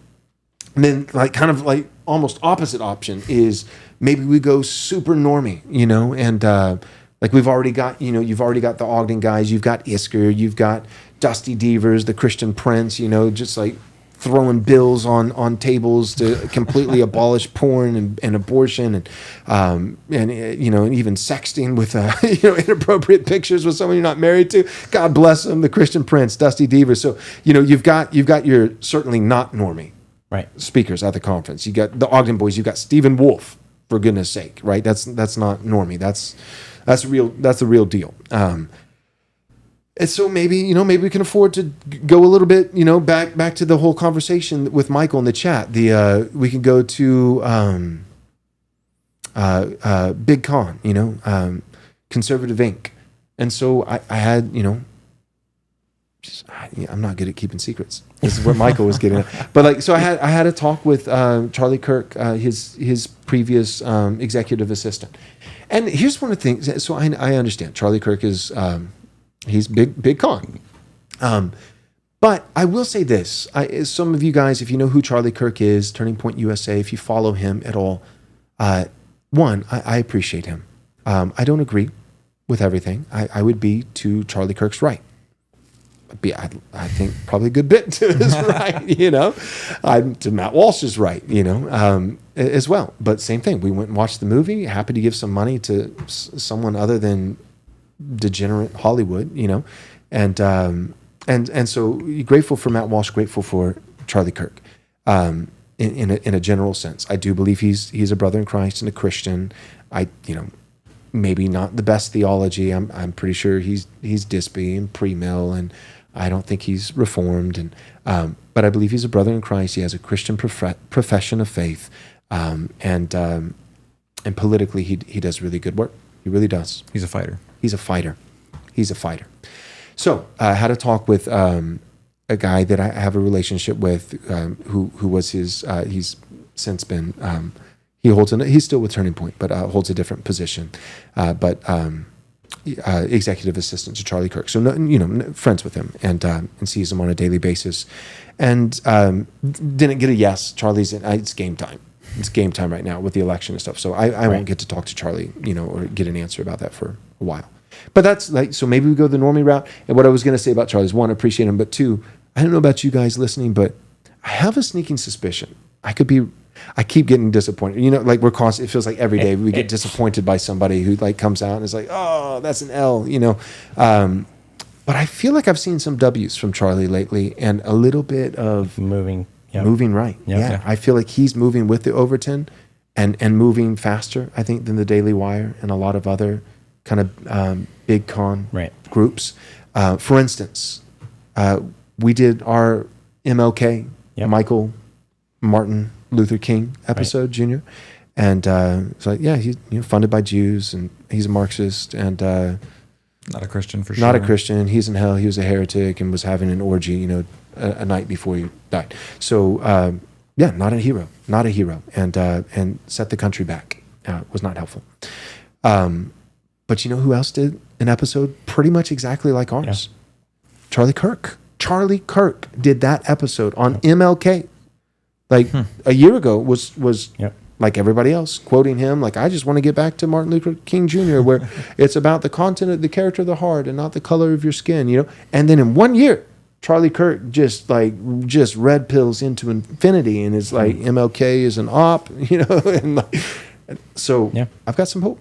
Yeah. So anyway, so those are two just big, you could go New Founding, you could go, there are different options, lots of guys that we love. But, one option that's still on the table, just want to publicly say, is Apologia could still come. So that door is still open. And if they shut it, which it seems like they have, they shut the door, but we won't lock it from the inside. We'll leave that door open. And so Pastor Jeff and Pastor James, we love you. We love you. And if you decide that you want to come back through the door, there will always be a spot. Even if we get Charlie Kirk, we'll cancel Charlie. Even if he did say yes, we'll say, I'm sorry, Charlie, we can't have you. We don't have room for you. We've got James White and Jeff Durbin. No, I'll just cancel my own session and let him take it. So anyways, love you guys. Thanks for tuning in. Thanks for following us. For those of you, there's not a lot of you, but some of you are super faithful and you are supporting us financially, and it means the world. You guys on Patreon, that every little bit helps. That means the world. We really appreciate it. But especially you guys who have actually made donations. You've gone to Right Response, rightresponseministries.com/donate. And some of you, even a couple of weeks ago, somebody donated $2,000. And that literally makes the difference. It just makes the difference of whether or not we can pay Nathan that month. It's tight. It's tight. And guys, dropping your conference doesn't help, to be completely honest. Again, no hard feelings, but money is tight because we're the guys, we're the Marines making things safe for the Army. We're the guys who are we could be huge. All I would have to do is all the opinions I hold today, just wait and say them 5 years later, like every other coward. That's what everybody else does, and you reward all those other guys with your money.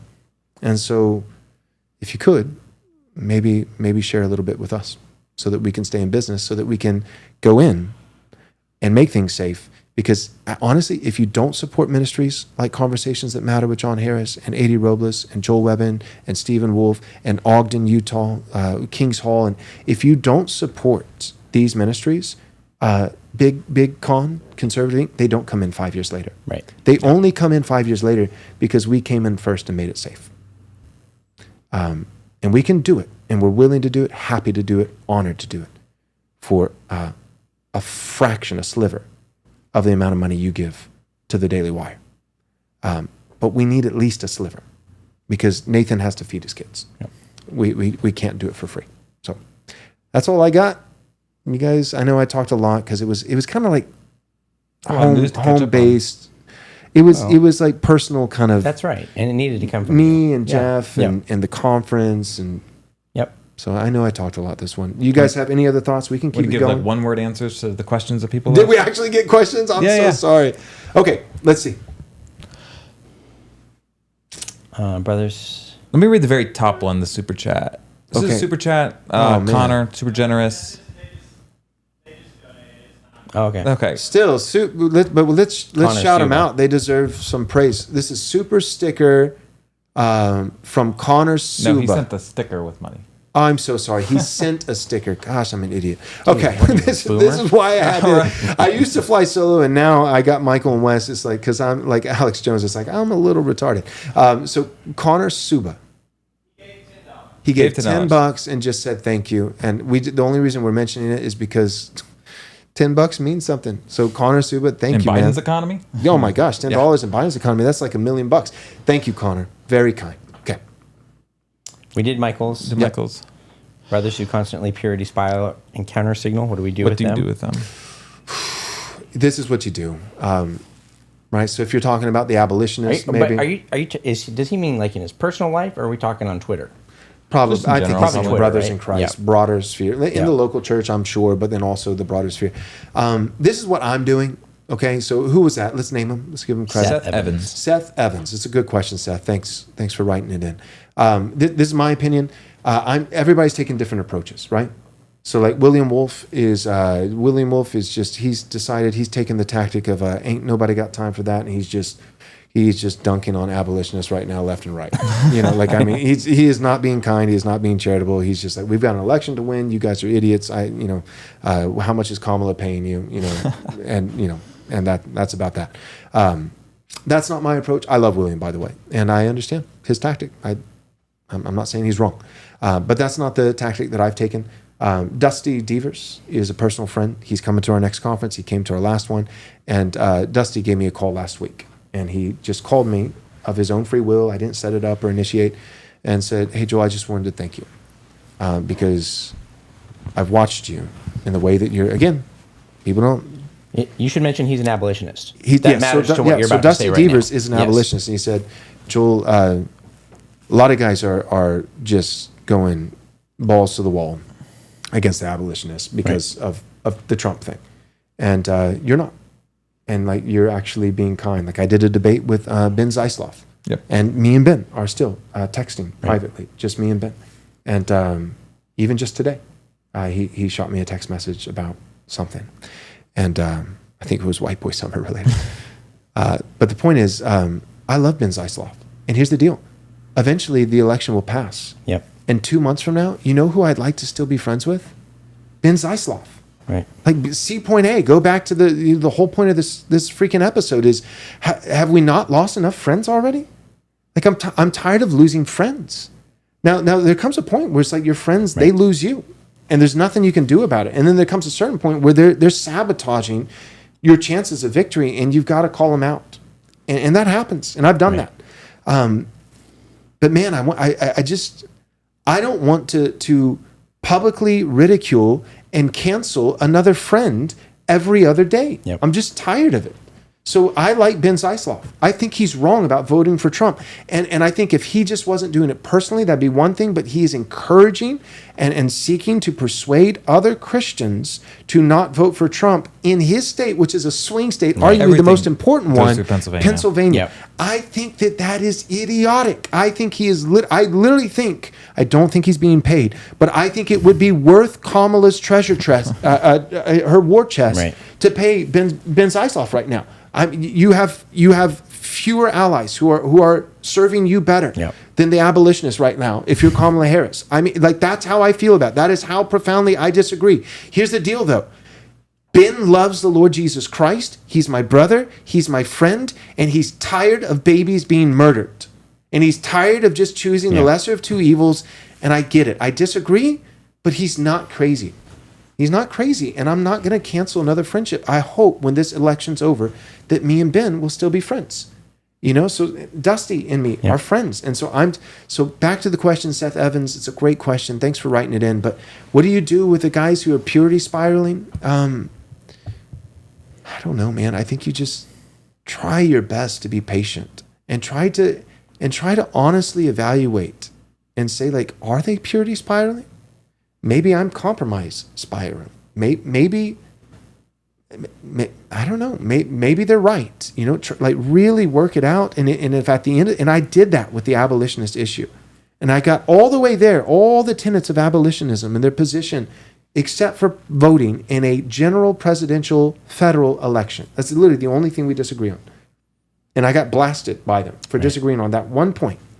And I blasted a couple of them, and then I pulled back. And I decided, you know what? I'm just not going to do it anymore. I'm not going to blast all of them.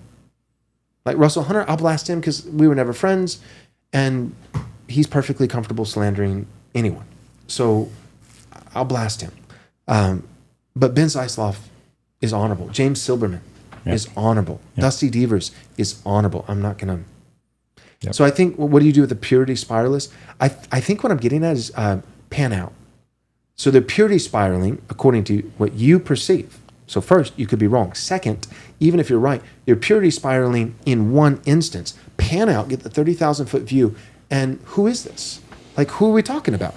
Are we talking about a bulldog who just everything is a bone and he'll never let go, and he's and that's all he's ever done in every issue of his entire life and every relationship? He has like just a rich 15-year-long track record of burning every single relationship he's ever had, and everyone agrees it's his fault. Right. Because there's a couple abolitionists that fit that bill. Or is it Dusty Devers, James Silberman, Ben Size? That's not them. Right. It's not fair to put them in that category. So if that's your purity spiralist, then I think you remain friends and you just agree to disagree on that issue, and you push through it. So, you guys want to say anything? No? Patience or ignore. Yeah. You truly can ignore it. Yeah, you can ignore. Yep. Perfectly Absolutely. valid. All right. What do you think? Boy. Got to end it, or is there any other one really question good one? here someone asked, maybe even asked it twice. Okay. Apologies to those that we didn't get to on questions. This is Baptist 702. As a black man, I'm only asking if you believe it would be a good thing if my white brethren and congregations should have qualified black ministers. A little bit of a strange question. I'm asking if I you think he believe it means would like be if it's good not a thing. 7 versus a 9 or a 7 versus Right. an 8, if a white congregation can have a black minister. Yep, certainly can. It's permissible. Yep. But a good thing, I read that as, he said, if my white brethren, so I'm reading that as a church that the demographic is predominantly white, and if it would be good for that predominantly white church to have a black pastor. Is that how you read it? Right. Yeah. So I read good in that instance as Is it something they should look advantageous. for? Advantageous. Like, so good as far as biblical, permissible, absolutely. Good in terms of it's an added benefit. No. Yeah. Right. Let me give an example. It's a close family member, so I won't like say who or the church. But he came in and he's pastored a church for a little while, and it's a more insular farming community that really like they grow up with each other. So this church has been around for 40 years. He started pastoring in 2020. And one of the difficulties that has come up is that there just isn't that shared frame of reference. My dad's not a farmer. He was actually in the military. This is a more pacifist. Okay, yeah. It is my father, yeah. Like Joel, I can't keep secrets. But it's a community where there's not as much shared, and it's made it difficult. This is not even about skin color. And it's not even, right, exactly. It's just sharing things. And so he's come in, he's done a good job of pastoring, but it is difficult, he's realized, to come into people that have 40 years worth of relationship and a certain vocation and lived a certain place that he hasn't, to come in and minister just because there's not a common frame of reference.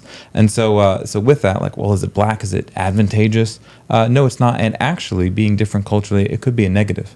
Not because it's the skin color is the problem, but because people from different cultures, it can be tough to minister and pastor with people that you don't have a common shared particularities with. But if you've got a guy that grows up in a church, and the church knows him, and he goes to seminary, and he comes back, and he becomes a pastor of that church, and he and his family spent their whole life there, like that's a totally different issue. Right. Yep. Yeah, we had a few guys in the chat say, racist bells are ringing. I'm sure they are, libtard. Shut up. All right. What did we decide, Nate? Did we get 10 guys saying that we should ban the troll? What do you think? Okay, it's an even split. Here we go. Here's Caesar's decision for the day. He lives. He lives. So troll, what was his name, Nate? American Wasp. Diedrich McBusiness. American Wasp Business with Wasp. Dieter McBusiness. Dieter. You live to see another week. All right. So as James White would say, come at me. Come at me another week. All right, guys. We love Apologia. We love Stephen Wolfe. We love Ogden. We love Isker. We love the abolitionists with Dusty Devers and Ben Zeisloff. Just a lot of love this week with Right Response Ministries. Sure would love to see a little bit of that love returned. It would be great if it was mutual. So everybody love everybody. I feel like Will Ferrell. What movie was that? Semi-Pro, where he's like, he points to the sign on the bus because people are arguing in the back. He's like, ELE. Read the sign, ELE. Everybody love everybody. I feel like I'm taking crazy pills. Like I'm mixing movies now. But man, seriously, we cannot afford to shoot our friends every other day to where in the end we're all alone. So, all right, thanks for tuning in.